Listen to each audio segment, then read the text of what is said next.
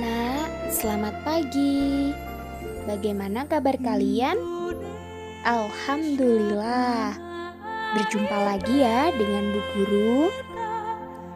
Hari ini kita akan belajar tema 2, subtema 2. Coba diperhatikan materi berikut ini.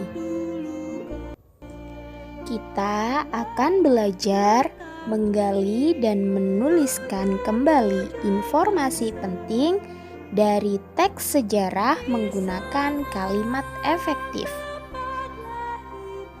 Informasi adalah sekumpulan fakta yang menggambarkan sebuah peristiwa atau kejadian tertentu. Informasi dapat membuat seseorang mengetahui atau memahami sesuatu hal. Selain itu, informasi penting dari sebuah teks juga dapat diperoleh dengan cara menjawab pertanyaan-pertanyaan yang menggunakan kata tanya apa, di mana, kapan, siapa, mengapa, dan bagaimana, atau bisa disebut sebagai adik Simba. Coba diperhatikan gambar berikut ini. Gambar tersebut adalah suatu peristiwa pertempuran di Surabaya. Pada tanggal 25 Oktober 1945, tentara sekutu yang dipimpin oleh Brigadir Jenderal Malabi mendarat di Pelabuhan Tanjung Perak, Surabaya. Tanggal 27 sampai 30 Oktober 1945 terjadi kontak senjata antara para pemuda Indonesia dengan pasukan Inggris. Dalam pertempuran ini, pasukan Inggris dapat dipukul mundur. Bahkan, puncak dari pertempuran tersebut adalah terbunuhnya pimpinan pasukan Inggris, Brigadir Jenderal Malabi.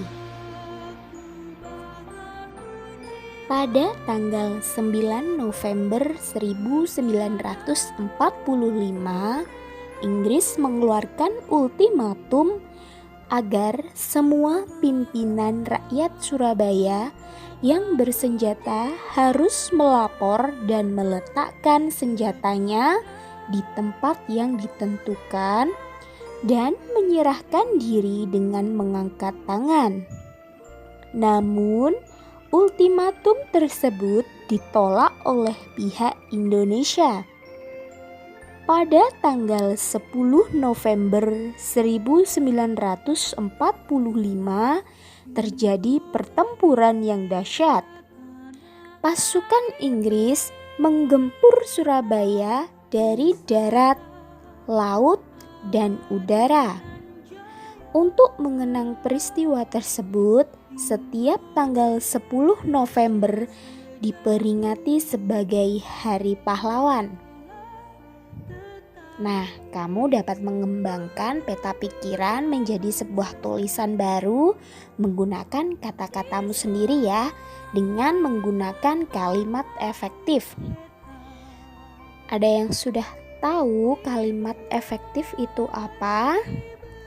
Coba diperhatikan, kalimat efektif adalah kalimat yang mengandung gagasan pembicara atau penulis yang terdiri atas kata-kata yang mempunyai unsur SPOK, di mana S sebagai subjek dan P sebagai predikat dan O sebagai objek dan K adalah keterangan.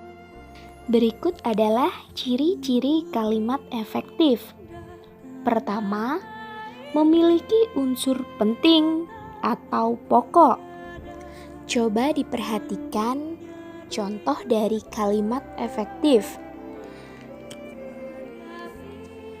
Bangsa Indonesia berjuang meraih kemerdekaan. Bangsa Indonesia adalah subjek, kemudian berjuang adalah predikat, meraih kemerdekaan adalah objek. Coba diperhatikan contoh yang kedua. Pasukan Inggris menggempur Surabaya dari darat, laut, dan udara. Pasukan Inggris termasuk subjek, menggempur adalah predikat, Surabaya adalah objek, dari darat, laut, dan udara adalah keterangan. Ciri yang kedua yaitu menggunakan struktur bahasa yang tepat. Ciri yang ketiga, memenuhi kaidah ejaan yang berlaku. Tujuannya agar kalian memahami ejaan dan kalimat tersebut. Kemudian yang keempat, menggunakan pilihan kata atau diksi yang tepat dan sesuai dengan kebutuhan. Sekarang coba kalian buka buku LKS tema 2 subtema 2 halaman 40 yaitu tentang teks pertempuran Surabaya. Setelah kalian membaca teks tersebut, silahkan membuat kalimat efektif sebanyak 5 contoh saja. Dan jangan lupa diberi keterangan seperti contoh dari Bu Guru tadi. Ditulis di buku tematik tugas, kemudian difoto dan diupload di Google Classroom. Semangat! Demikian yang dapat Bu Guru sampaikan, semoga bermanfaat. Apabila ada salah kata, Bu Guru mohon maaf ya. Wassalamualaikum warahmatullahi wabarakatuh.